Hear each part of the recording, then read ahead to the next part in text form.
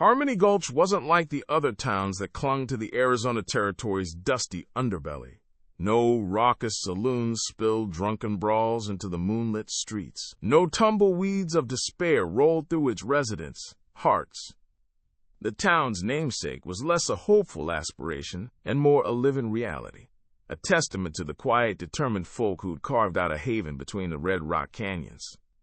A single general store, a blacksmith, a modest church, and a schoolhouse comprised its bustling core, all overseen by the unhurried rhythm of the seasons and the even more unhurried pace of Sheriff Jedediah Stone. Jedediah's mornings began with the first blush of dawn painting the sky in soft oranges and purples. He'd rise from his cot in the small, tidy room behind his office, the scent of pine and brewing coffee a comforting prelude to the day. He'd check the stove, ensuring the coals still glowed, then step out onto the porch, his gaze sweeping over the sleeping town. A slow, deep breath of the crisp desert air, and then a gentle nod to himself, as if silently acknowledging the peace he diligently guarded.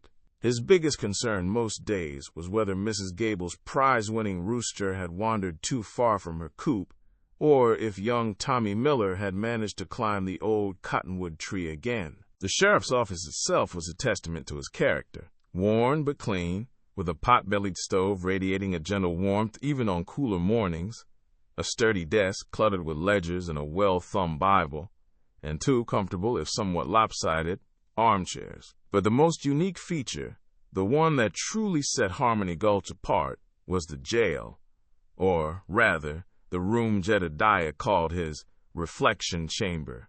It wasn't a cell in any conventional sense. There were no iron bars, no clanking chains, no heavy bolted doors. Instead, it was a small, surprisingly cozy room adjoining his office, furnished with a narrow but comfortable bed, a small reading table, and a pot-bellied stove identical to the one in Jedediah's main office. A window, framed with a simple muslin curtain, looked out onto a patch of scrub oak where quail often gathered. The door, while solid, possessed a simple latch, not a lock. A man ain't likely to think clearly when he's rattling behind iron, Jedediah would often explain to curious newcomers, his voice a low rumble, his blue eyes crinkling at the corners. Fear and anger, they just cloud the mind. What a man needs is a quiet place, a warm place, a place where he can sit with his thoughts, not be tortured by him. This philosophy was as uncommon as his jail. When someone, be it a drifter with sticky fingers or a local whose temper had gotten the better of him, found themselves in Jedediah's custody, they weren't thrown into a dark hole. They were invited into the reflection chamber. He'd offer them a hot meal, often cooked by his own hand, a warm blanket, and a freshly brewed cup of coffee. Then, he'd sit in one of those lopsided armchairs, not across a desk, but beside them, and he would listen. "Every soul has a story, son," he'd say, his tone devoid of judgment, "and every wrong turn usually has a reason behind it. My job ain't just to punish the bad, it's to understand why the bad came to be. And sometimes understanding is the first step towards setting things right." He believed in the power of conversation, in the quiet dignity of being heard. He believed that even the hardest hearts could soften, given enough warmth and genuine empathy. His unwavering faith in the inherent goodness of people, even when they consistently disappointed him, was perhaps his greatest strength, and, in a harsher world, his most significant vulnerability. He was a shepherd to his small flock, and his jail, the quietest in the West, was less a place of confinement and more a crucible for change. The midday sun beat down on Harmony Gulch, shimmering off the dusty Main Street. A frantic whinny cut through the usual hum of activity, followed by a startled shout. Jedediah, whittling a small wooden bird on the porch of his office, merely sighed and pushed himself up. He'd recognized the whinny of old Bess, Silas's notoriously skittish mare. Sure enough, a lean, travel-worn man with a handlebar mustache was wrestling with Bess's reins, the mare dancing nervously, her eyes wide with indignation. Silas, a portly fellow with a perpetually furrowed brow, was now gesticulating wildly, his voice rising to a bellow. "That's my horse, you thieving scoundrel!" The stranger, whose name Jedediah would soon learn was Emmett, dropped the reins as if burned. "Thieving? I thought she was my Clementine. Same markings, same skittishness, Lord help me." He looked genuinely bewildered, his gaze flicking between Bess and Silas, then landing with a helpless plea on Jedediah. Jedediah, his customary slow smile spreading, ambled over. "Seems we have a case of mistaken identity, Silas. Your Bess, Emmett, looks a sight like many a mare in these parts, especially if you're a mite tired and dust-blind from the trail." He clapped a reassuring hand on Emmett's shoulder. "Why don't you come inside, Emmett? My Clementine, the human kind, is likely stirring up some lunch. A good meal and a chance to clear your head might be just the ticket." Emmett hesitated, his eyes darting towards the open door of the jailhouse. The jail?" he stammered, his hand unconsciously going to the worn pistol at his hip. "I ain't done nothing wrong, Sheriff." "And I ain't saying you have, son," Jedediah replied, his voice soft as a summer breeze. "Just offering a bit of hospitality. No need for alarm. There are no bars on my windows, nor chains on my guests.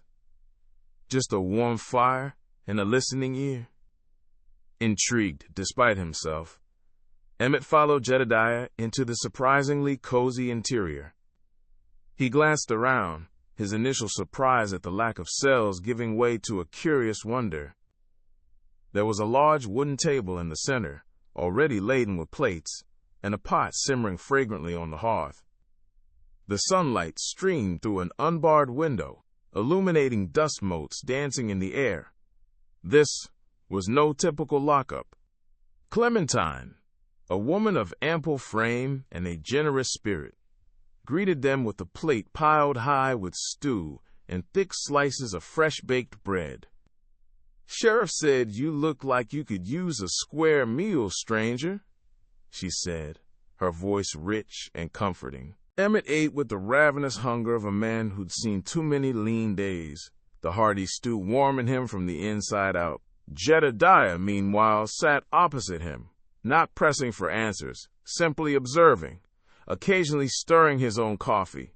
When Emmett finally pushed his empty plate away, a sigh of contentment escaping him, Jedediah leaned forward. "So, Emmett," he began, his voice devoid of judgment, "what brings you to Harmony Gulch, and what's your story with this Clementine of yours?" Emmett, no longer guarded, launched into his tale.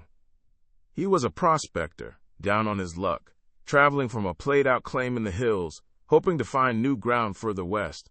His own Clementine, a mare he'd owned for years, had indeed gone lame a few days back, forcing him to walk. He'd spotted Bess, tethered near the livery, and in his exhaustion and desperation had genuinely mistaken her for his own mare, even with the subtle differences. He spoke of the hardship, the loneliness, the gnawing anxiety of failing to strike it rich. Jedediah listened, nodding occasionally, his eyes never leaving Emmett's face. He let the words flow, the unspoken emotions hanging in the air, allowing Emmett to unburden himself fully. When Emmett finally finished, a quiet settled over the room, broken only by the crackle of the fire. "It's a hard life, the one you've been living, Emmett," Jedediah said, his voice gentle. "And an honest mistake. Silas, he's a good man, just a bit possessive of Bess. I reckon he'll understand once the dust settles and you've had a chance to explain." He stood, retrieving a small leather pouch from a shelf. "Here's a few dollars, enough for a fresh start or a train ticket. And if you're ever in these parts again, you know where to find a warm meal and a friendly face. Just try to remember which horse is which next time."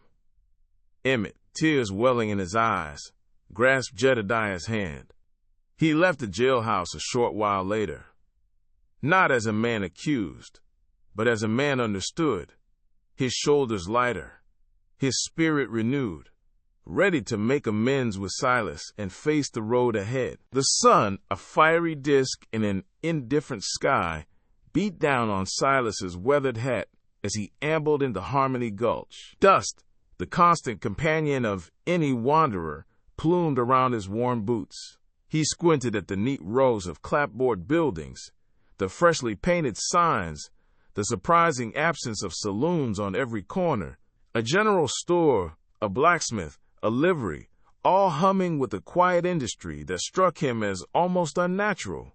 No shouting, no brawling, just the steady rhythm of hammers and the distant murmur of voices. Too quiet, he thought, a familiar cynicism curling at the corners of his mouth. Something's off. He hitched his sway-backed mare Clementine to a post outside the general store, ignoring the curious glances of a few townsfolk. Clementine, for her part, seemed to eye the fresh trough water with a suspicion born of years enduring Silas's travel-worn ways. A young woman with an apron dusted with flour paused her sweeping to offer a small, polite smile. Silas merely grunted, already assessing the scene. This wasn't a town for honest labor. Not for him, anyway. It was a town ripe for opportunity, the kind that usually involved a quick sale and an even quicker departure. Reaching into his saddlebag, Silas produced a small, tarnished tin and a polished, smooth river stone. He set up a makeshift display on Clementine's saddle, catching the eye of a passing farmer. "Step right up, folks!" Silas's voice, though raspy from disuse, carried a surprising conviction. "Behold the legendary Gulch Guardian Stone, found only in the deepest, most sacred canyons, imbued with ancient energy, guaranteed to repel bad luck, mend frayed tempers, and even improve your chances at the poker table." He held up the smooth rock, turning it to catch the light. "Only $1 apiece, a small price for eternal serenity." A few townsfolk gathered, drawn by the novelty. A woman in a floral dress, her hands clasped, looked at the stone with a flicker of hopeful interest. Silas, seeing her hesitation, leaned in conspiratorially. "Ma'am, I've seen these stones turn the tide for the most unfortunate souls. Why, just last week a gentleman who bought one won himself a prize hog at the county fair. It was a brazen lie, of course, but delivered with such earnestness that $1 coin soon clinked into Silas's palm." Whispers began to ripple through the small crowd. "Did you see that?" someone muttered. "He's selling rocks from the riverbed," another added. "Looks like a swindler, if you ask me." Silas pretended not to hear, already calculating his next move, perhaps a miracle tonic, concocted from river water and a dash of cayenne pepper. Inside the general store, Jedediah Stone was weighing out a bag of oats for Mrs. Gable when he overheard the rising murmur. He paused, his gentle eyes scanning the street. He saw the new arrival, a gaunt man with a shrewd glint in his eye, hawking what looked suspiciously like ordinary pebbles. A quiet sigh escaped Jedediah's lips. He'd hoped Harmony Gulch might be spared such entrepreneurial spirits. Mrs. Gable, noticing his gaze, leaned in. "Sheriff, that new fellow out there, he's selling plain old rocks as Lucky Charms. Seems a bit dishonest, wouldn't you say?"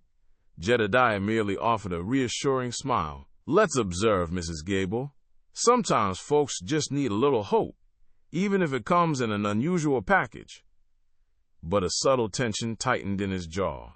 A new challenge had drifted into Harmony Gulch, and Jedediah knew with a quiet certainty that this one would test the very fabric of his peaceful town. The midday sun beat down on dusty Main Street, making the air shimmer above the cracked earth. Jedediah Stone spotted Silas near the saloon swinging doors, hunched over a rickety crate. He was attempting to pawn off what looked suspiciously like Mrs. Gable's prize-winning, albeit slightly lopsided, pumpkin pie.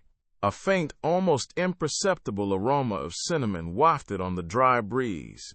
Jedediah approached with a measured gait, his spurs jingling a soft counterpoint to the distant clang of the blacksmith's hammer. He stopped a few feet from Silas, his shadow falling across the pie. Silas, startled, quickly covered the pie with a grimy cloth, his eyes darting nervously. "Afternoon, Silas," Jedediah said, his voice a low rumble devoid of accusation. "Looks like you've got quite the culinary masterpiece there." Silas grunted, tugging the cloth tighter. "Just a little something I whipped up. For a friend?" He sniffed, his gaze sweeping the street as if searching for an escape route. "Right," Jedediah chuckled softly. "Well, I wasn't actually here about your baking, Silas." He paused, letting the words settle. "I was wondering if you'd consider an invitation to the jail." Silas froze, then slowly turned his head, a cynical smirk twisting his lips. "The jail?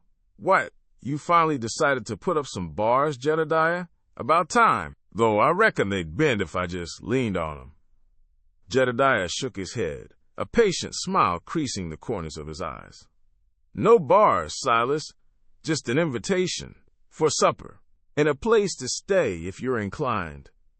Silas scoffed, a dry, rasping sound. "Supper? In your jail? What kind of trick is this, Sheriff? You trying to fatten me up before you send me off to Yuma?" He eyed Jedediah with deep suspicion, his hand instinctively reaching for the worn leather pouch at his belt. "No trick, Silas. Just warm food and a roof over your head that doesn't leak when the dust storms roll through," Jedediah explained, his voice even and calm. "I'm making a beef stew. Got some fresh carrots and potatoes in it today, and a slice of cornbread to go along." The mention of warm stew seemed to penetrate Silas's hardened exterior, if only for a moment. His stomach, accustomed to the meager pickings of the street, gave a quiet grumble that was almost audible in the sudden stillness. He hesitated, his gaze fixed on the dust motes dancing in the sunlight, then flicked back to Jedediah. "Stew, you say?" Silas muttered, still wary. "And no chains? No lectures about my entrepreneurial spirit?" Jedediah merely offered a warm, steady smile. "Just stew, Silas, and quiet company, if you're willing." Silas gnawed on his lip, a battle raging behind his eyes. The thought of a hot meal, a real one, was a potent lure. He imagined the rich aroma, the thick broth, the tender meat. It had been weeks since he'd had anything more substantial than dried jerky and stale bread. He slowly, reluctantly, nodded. "Fine," Silas grumbled, though a flicker of something akin to relief crossed his face. "But I'm not promising anything, and if you try to preach at me, I'm walking out, stew or no stew." "Understood," Jedediah said, his smile widening slightly. "The stew will be ready in an hour. You know where to find it." He turned and walked away, leaving Silas staring at the abandoned pie, a strange mix of disbelief and anticipation on his face. The unexpected invitation hung in the air, promising more than just a meal. The clatter of a tin plate against the rough-hewn table was Silas's alarm clock, though the sun had long since peaked over the dusty horizon. Jedediah, a man of unwavering routine, was already there, a steaming bowl of stew in his hand. "Morning, Silas. Smells good today, don't it?" Silas grunted, pushing himself up from the cot. The stew was indeed good, hearty with vegetables and chunks of tender beef, a stark contrast to the stale bread and tougher cuts he was used to scrounging. But he wasn't about to give Jedediah the satisfaction. He speared a potato with his spoon. "Another day, another bowl of this slop. You planning on poisoning me slow, Sheriff?" Jedediah merely chuckled, pulling up a chair opposite him.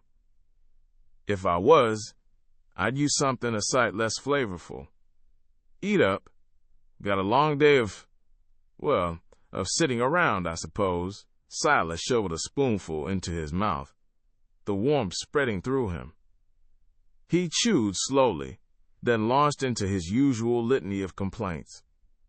"This whole territory has gone to pot.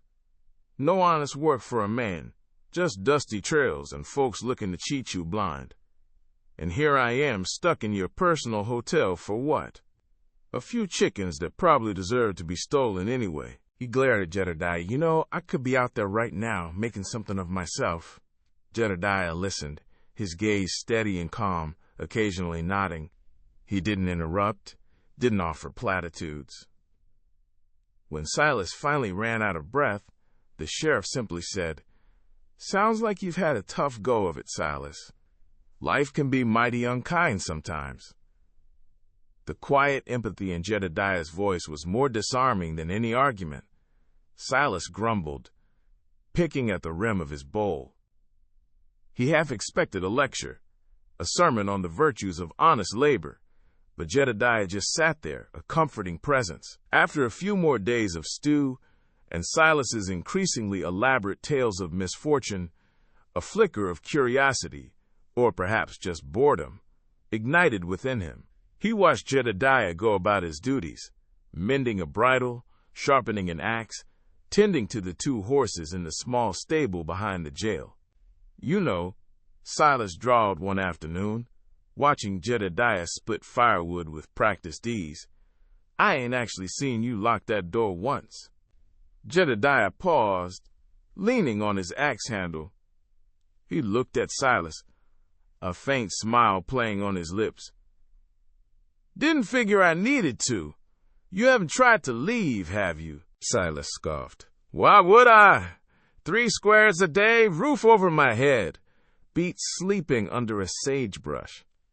But the truth was, the thought had barely crossed his mind. He was free to walk out, and that realization, instead of spurring him to action, had a strange grounding effect. The next morning, as Jedediah went to fetch the kindling, Silas, without a word, picked up the axe. He swung it, clumsily at first, then with more force. The first log split with a satisfying crack. He continued, the rhythmic thud of wood against wood, a surprising balm to his restless mind. When Jedediah returned, a knowing glint in his eye, he simply set down the kindling and started on the next stack. Later that day, as Jedediah prepped the feed for the horses, Silas found himself by the stable door. "Those nags look a bit thin," he observed, though in truth, they seemed well fed. Jedediah looked over. "Could always use an extra hand. You got away with animals, Silas?" Silas huffed. "Wouldn't say that. But I've seen worse-fed horses in my time." He grabbed a bucket, scooping out oats, and started toward the stalls. The mare, with her gentle eyes, nudged his hand. He scratched behind her ears, a fleeting, almost imperceptible softness in his expression. The days of stew and stories were beginning to chip away at something hard and brittle within him. The sun, a fiery orb sinking low, painted the dusty main street of Harmony Gulch in hues of orange and purple. Jedediah, leaning back in his creaking chair on the jailhouse porch, whittled a small wooden bird, the shavings curling neatly at his feet. Silas, perched on the top step, watched a beetle painstakingly navigate a cracked flagstone, his expression a familiar blend of boredom and disdain. "You know, Silas," Jedediah began, his voice a low rumble, "this town wasn't always so harmonious. Used to be a rougher patch than a badger's backside. But folks here, they learned that a helping hand weighs more than a wagging tongue." Silas grunted, flicking a pebble at the beetle, which scuttled away in alarm. "Sounds like a fairy tale, Sheriff. Most folks only help themselves." Jedediah chuckled, his eyes crinkling at the corners. "Maybe so. But here, we've got a different kind of currency. Take old Mrs. Gable, for instance. Her roof sprung a leak last winter, a real gully washer. Before she even knew it, half the men in town were up there, patching it up, no questions asked. Didn't ask for a dime, either." Silas raised an eyebrow, a flicker of something unreadable in his gaze. "And what did she do in return? Baked them all pies? Better than pies?" Jedediah said, a soft smile on his face. "She started knitting scarves for all the kids come winter. And then young Billy Miller, whose dad was laid up with a broken leg, started chopping her firewood. It's like a ripple, Silas. One good turn just keeps spreading." He paused, examining his wooden bird. "Then there's the time the well ran dry. Panic, of course. But instead of everyone hoarding their water, the saloon keeper, old Mac, he offered his entire stock of bottled water, free for the taking. Said a thirsty man can't appreciate a good whiskey anyway. Silas snorted, a genuine, if brief, sound. Now that I almost believe, protecting his customer base. Jedediah just smiled. Perhaps. But it got us through, and when the well was fixed, everyone pitched in to buy Mac a new barrel of his finest rye. He glanced at Silas, his eyes holding a gentle understanding. It's not about payment, Silas. It's about being part of something larger, knowing you're not alone when trouble comes knocking. A small girl, no older than 5, with braids that bounced as she ran, appeared at the end of the street. She clutched the worn rag doll to her chest and, spotting Jedediah, gave a shy wave. Then, her eyes drifted to Silas, and after a moment's hesitation, she offered him a tentative, gap-toothed smile, and a little wave, too. Silas, caught off guard, froze. He stared at her, then glanced at Jedediah, a faint flush creeping up his neck. He didn't wave back, but he didn't scowl either. The girl, seemingly satisfied, turned and skipped away. A peculiar sensation prickled at Silas's chest, a warmth he hadn't felt in a long, long time, like a distant ember rekindling. It was fleeting, easily dismissed, but it was there. He cleared his throat, pushing the feeling down. Still sounds like a lot of trouble for a few pies and scarves, he muttered, picking up another pebble. But this time he merely turned it over and over in his fingers, not throwing it. The setting sun cast long shadows, and for a moment, the silence between them wasn't quite as empty as it had been before. The piercing shriek tore through the midday stillness like a violent gust. It wasn't the usual territorial squawk of a crow or the distant, mournful bray of a donkey. This was the raw, unburdened sound of inconsolable grief. Silas, enjoying the shade of the jailhouse porch and carving a piece of mesquite into something vaguely squirrel-shaped, paused. His usual scowl deepened as he looked up. He treasured his quiet, his solitude, and this particular noise was a blatant trespass. Across the sun-baked Main Street, a small cluster of townsfolk had gathered outside the general store. At its heart, a tiny figure in a faded calico dress convulsed with sobs, her face buried in her mother's skirt. Even from this distance, Silas recognized little Clara Bell, the storekeeper's daughter. He'd often seen her, always with the fluffy white blur of a puppy, trailing joyfully at her heels. Sheriff Jedediah Stone emerged from the jail, his slow, deliberate steps carrying him towards the commotion. Silas watched, an unfamiliar curiosity stirring within him. Jedediah knelt, his wide-brimmed hat casting his face in shadow as he spoke gently to the distraught child. Clara Bell pulled away from her mother, her small hands clutching at the sheriff's sleeve. "Snowflake, he's gone, Sheriff Jedediah. He just vanished." Her voice was a ragged whisper, punctuated by hiccups. The news rippled through the town like an urgent current. Within minutes, the usually somnolent thoroughfare buzzed with heightened activity. Men left their plows, women abandoned their laundry, and children, typically bound by chores, were suddenly liberated to join the search. Silas observed, a strange sensation brewing in his chest. Not pity, not precisely. More an uncomfortable recognition of the ache of losing something cherished. He'd never possessed much to lose, and that had always suited him just fine. From his vantage point, he watched the growing search party coalesce.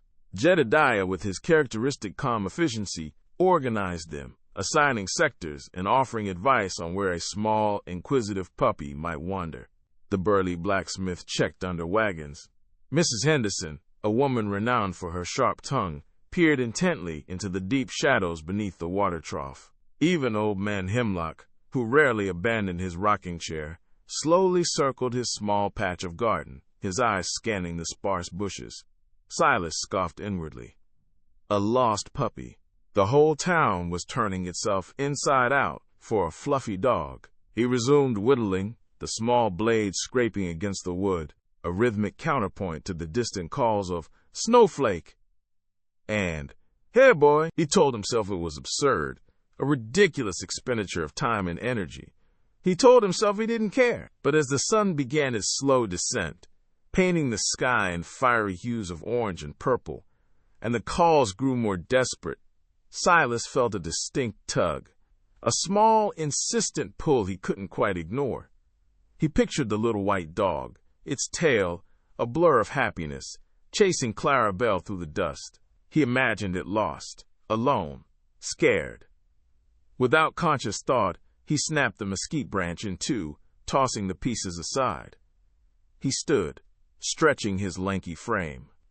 He could be useful, he thought, trying to rationalize the sudden impulse. He knew all the nooks and crannies of this town, the forgotten alleys, the neglected sheds where a small creature might hide. He knew the coyotes, too, and the dangers lurking at dusk. A shiver, not of fear, but of an unfamiliar resolve, traced down his spine. He walked down the steps of the porch, adjusting his hat, his face a mask of indifference. He didn't make eye contact with anyone. He simply started walking, heading towards the edge of town, where the scrub brush began and the shadows lengthened, his eyes scanning the ground for the smallest disturbance, for a flicker of white against the darkening earth. He was searching for a lost puppy, and for the first time in a long time, Silas felt a strange, quiet sense of purpose. The sun, a relentless furnace even in the late afternoon, beat down on Silas's back as he scuffed through the dusty outskirts of Redemption Gulch. He was on his way to inspect Mrs. Henderson's prize-winning petunias. A little late-night redistribution was in order, he decided. A faint, distressed whimpering, thin as a thread, snagged his attention. It wasn't the wind, nor the distant bray of a mule. He followed the sound, weaving through skeletal mesquite and brittle creosote. Tucked deep within a particularly vicious patch of catclaw acacia, a tiny bundle of golden fur thrashed weakly. A puppy, no bigger than his hand, was hopelessly entangled, its frantic struggles only tightening the thorns around its tiny legs and belly. Its whimpers were growing hoarser, edged with fear. Silas, despite himself, felt a familiar tug. He cursed under his breath, carefully assessing the predicament. This wasn't a quick snatching grab. He knelt, his calloused fingers surprisingly gentle as he began to unpick the thorny snare. Each thorn he loosened was a miniature battle, the puppy's terrified nips and yelps making him grit his teeth. He pulled his bandana over his mouth and nose, not to avoid the dust, but the unexpected wave of tenderness that threatened to overwhelm his usual gruff demeanor. After what felt like an eternity, the last thorn gave way. He scooped the whimpering creature into his arms, its small heart hammering against his chest. It smelled of dust and fear, and something else, a faint, sweet puppy scent. As he walked back towards the settlement, the puppy clutched to his chest. He heard it, a cacophony of worried voices, a young girl's heartbroken sobs. "Daisy," someone called. "Daisy, where are you?" He emerged from the brush near the edge of town, the small, golden puppy now snuggled, albeit tremulously, in his arms. A little girl, perhaps 7 years old, her face streaked with tears and dirt, spotted him first. Her wail transformed into a gasp of pure, unadulterated joy. "Daisy!" She launched herself at Silas, a tiny whirlwind of gratitude and relief. He braced for impact, expecting a collision, but instead, she wrapped her arms around his legs, burying her face against his worn trousers. Her small hands clutched him tight. "You found her? You found my Daisy?" The townspeople, a small crowd that had been searching, turned as one. A hush fell, then erupted into a wave of cheers and shouts of thanks. Mrs. Henderson, whose petunias were momentarily forgotten, wiped a tear from her eye. Mr. Abernathy, the blacksmith, thumped him on the back. Silas felt a warmth blossom in his chest, foreign and unsettling, yet profoundly comforting. It was the feeling of being seen, not as the town's resident ne'er-do-well, but as something else entirely. Later that night, the stars a scattered handful of diamonds in the ink-black sky, Silas sat on the porch of the jailhouse with Sheriff Jedediah Stone. The puppy, reunited with its ecstatic owner, was already dreaming of chasing tumbleweeds. "You did a good thing today, Silas," Jedediah said, his voice a low rumble. He wasn't looking at Silas but out at the quiet street. Silas grunted, picking at a loose thread on his sleeve. "Just a dog." "More than a dog," Jedediah corrected gently. "You gave a little girl her joy back. You gave us all a little bit of hope." He paused, then turned to Silas, his gaze steady and warm. "You know why this jail doesn't have bars, Silas?" Silas shook his head. He'd always assumed it was Jedediah's peculiar brand of idealism, bordering on foolishness. "Because the bars aren't meant to keep folks in," Jedediah explained. "They're meant to keep folks out. Out of their own troubles, out of their own mistakes. It's a place for reflection, for finding your way back. Just like today, Silas, you found your way back to something good." The warmth returned, stronger this time, settling deep in Silas's bones. He understood. The jail wasn't a cage, it was a sanctuary. And for the first time in a long time, Silas felt like he too might have a place in it. The scent of pine and fresh baked bread hung heavy in the morning air, a stark contrast to the dust and gunpowder Silas had grown accustomed to. He sat on the porch of Jedediah's office, whittling a small bird from a piece of driftwood. The last remnants of his cynical frown had been slowly eroded by the quiet kindness of Harmony Gulch. He'd arrived a drifter, a petty thief with a chip on his shoulder the size of a wagon wheel, but something about this place, about Jedediah's unwavering gaze, had started to chip away at it. "Morning, Silas," Jedediah said, stepping out with a steaming mug of coffee. "Looks like that bird's got more character than some folks I know." Silas grunted. A familiar sound, but a faint smile touched his lips. "Just trying to keep my hands busy, Sheriff. Don't want 'em getting into trouble." Jedediah chuckled. "Well, if you're looking for honest work," Mrs. Gable over at the bakery was saying, "her rheumatism is acting up something fierce. Could use a strong back to knead dough and haul flour sacks." Silas hesitated. Baking. It was a far cry from cards and petty cons. But the thought of leaving Harmony Gulch, of returning to the aimless wandering, felt suddenly unappealing. The idea of the open road, once a symbol of freedom, now felt profoundly lonely. "She pay fair?" he asked, the question gruff, but the underlying curiosity genuine. "Fair as can be," Jedediah replied, his eyes twinkling. "And the smell alone is worth half the wage, I reckon." That afternoon, Silas found himself elbow-deep in flour, the warmth of Mrs. Gable's bakery, a comforting embrace. His initial attempts at kneading were clumsy, but Mrs. Gable, a woman with a laugh like wind chimes, patiently guided his hands. He discovered a surprising satisfaction in the rhythmic thud of dough, the transformation of simple ingredients into fragrant loaves. He found he quite liked Mrs. Gable, too, a woman who saw past his rough exterior to the quiet yearning beneath. Years flowed like the Gulch's gentle stream. Silas, once the embodiment of transient mischief, became a cornerstone of Harmony Gulch. His grunts softened into friendly acknowledgments. His guarded eyes now held a warmth that welcomed newcomers. He continued at the bakery, eventually becoming Mrs. Gable's trusted partner, his bread famous throughout the territory. He built a small, tidy home, tended a garden bursting with sunflowers, and even adopted a scruffy terrier he named Biscuit. He'd mend fences for neighbors, offer a comforting word to a troubled soul, and his quick wit, once sharp and critical, now brought laughter to the general store. Jedediah's quiet jail remained a testament to his philosophy.